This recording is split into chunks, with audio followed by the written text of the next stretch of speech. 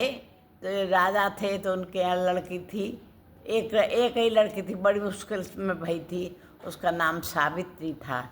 तो वो सावित्री जो है नहीं, बहुत अच्छी लड़की थी।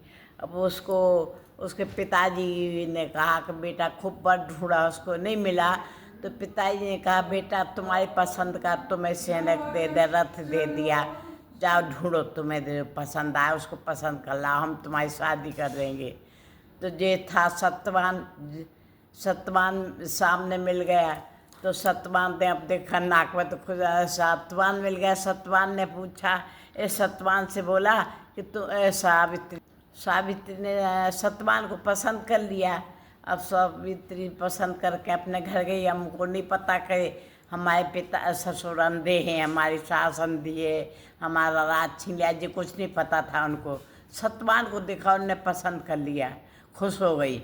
वो सत्यवान बहुत सुंदर थे तो उनको देख के खुश हो गई। पिताजी से बोला कि हाँ हम पिताजी बस पसंद करे आए। इतने में नारद जी आ गए। नारद जी बोले कि बेटा किसको? तो बोले कि नहीं महाराज हम सत्यवान को पसंद करे आए।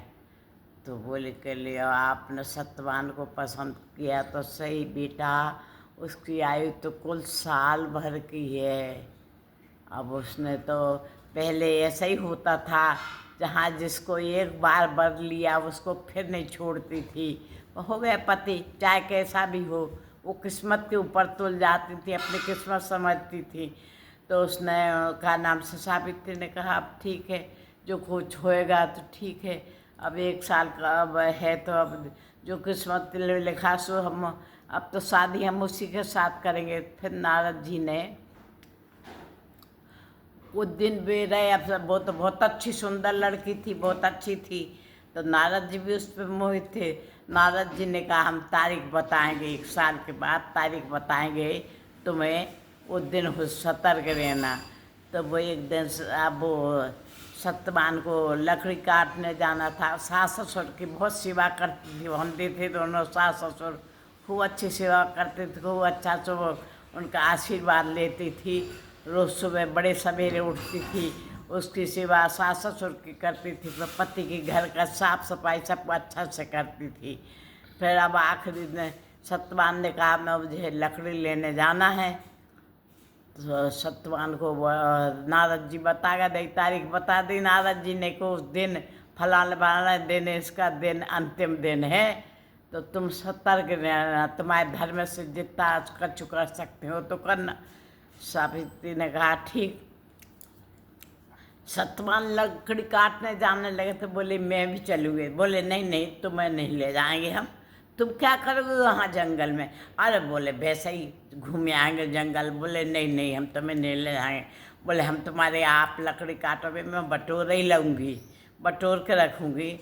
बोले नहीं हम नहीं ले जा रहे। खूब जिद करी तो वो सत्यवान राजी हो गए, ले गए तो थोड़ी सी लकड़ी काटी, और काटने के बाद में उनको पसीना सा छूटा और सिर दुखने लगा।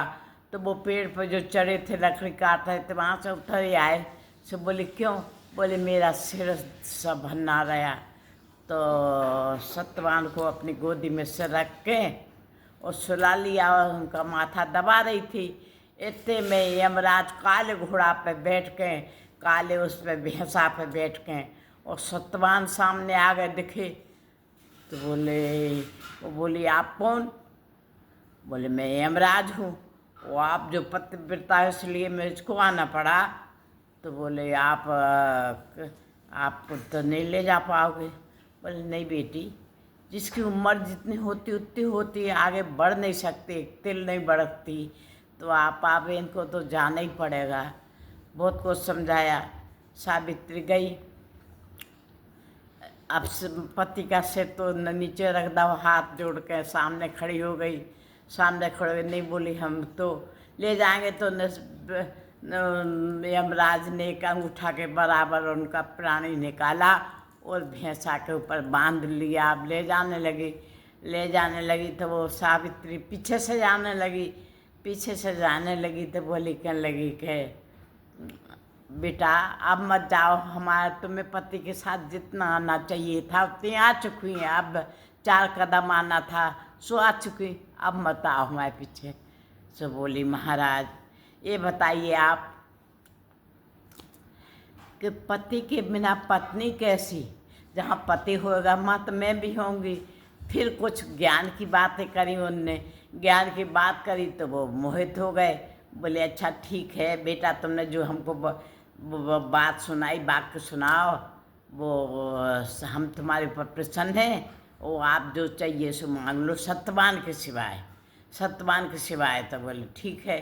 तो बोले हमारे सास ससुर की दोनों की आँखें फूटी हैं, उनका राज भी किसी ने, राजाओं ने छुड़ा लिया। तो बोले कल वो हमको वापस मिल जाए। तो बोले ठीक है। फिर आगे और बड़ी तो न सत्यवा सावित्री ने और भी अच्छी ज्ञान की बात सुनाई, उससे बढ़ के सुनाई। तो सत्यवान सुन के प्रसन्न हो गए। बोले देवी आप, तो सावित्री की बात सुन के यमराज प्रसन्न हो गए। तो बोले के का नाम से देवी आपको और भी जो वरदान मांगना हो आप मांग सकते हो। तो वो आगे बढ़ी, बोले कहने लगे महाराज मेरा सुहाग अच्छा मर रहे, अच्छा रहे। ऐसे बोले कि भाव अच्छा आशीर्वाद दे दिया उनने। आप फिर आगे बढ़ी तो फिर और कुछ कहते रहे हमारे पिताजी के यहाँ संतान नहीं है, पिताजी भी अच्छे से उनको एक संतान सुपुत्र संतान दे दे। तो देखा ठीक है, सत्यवान के सिवाय आप कुछ भी मांग सकते हो। तो वो मांग दिया। तो उन्होंने कहा ये मस्त कह दिया। अब फिर और आगे बढ़ी तो बोले के ले महाराज पति के बिना से स्त्री शोभा ही नहीं देती, जहाँ पति वहाँ पत्नी होना चाहिए। पति के बिना वो बहुत वीरान हो जाती। आप सोचिए ज़रा वो कैसे रहेगी, आप ज़रा इसके ऊपर ध्यान दें। तो बोले सब कुछ बेटा तुम्हारा कहना सही है, पर सत्यवान को हम वापस नहीं कर सकते, सत्यवान नहीं आ सकते।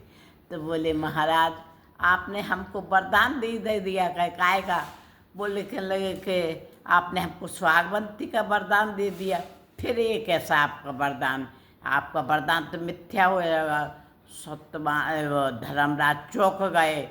वो ध्यान में उनके प्रवचन में अच्छे से वाक्य में मोहित हो गए। उन्होंने ध्यान नहीं रखा, दे दिया वरदान सत्यवान को लेकर के, और राजपाट सब कुछ लेकर के, वो पिताजी का घर भी अच्छी संतान लेकर के और सब अपने घर आ गई, पति को लेकर घर आ गई। फिर ससुर भी खुश भए कि बेटी धन्य हमारे यहाँ तुम अच्छी बहू आई जो हमारा घर स्वर्ग बना दिया। वो बहू वही होती है जो अपने घर को स्वर्ग बना दे, वही बहू है जिस घर में जाती है उसको ये सोचना चाहिए कि हमारा सब कुछ है, अब इसको ही हम संभालें, इसको ही हम अच्छा बनाए। जहाँ गलती होती है तुम्हारा दिमाग है उसको अच्छे से संभालो, अच्छे से देखो, पति को भी अच्छा बनाओ। अगर नहीं है तो नहीं, तो पति होते हैं पर अच्छा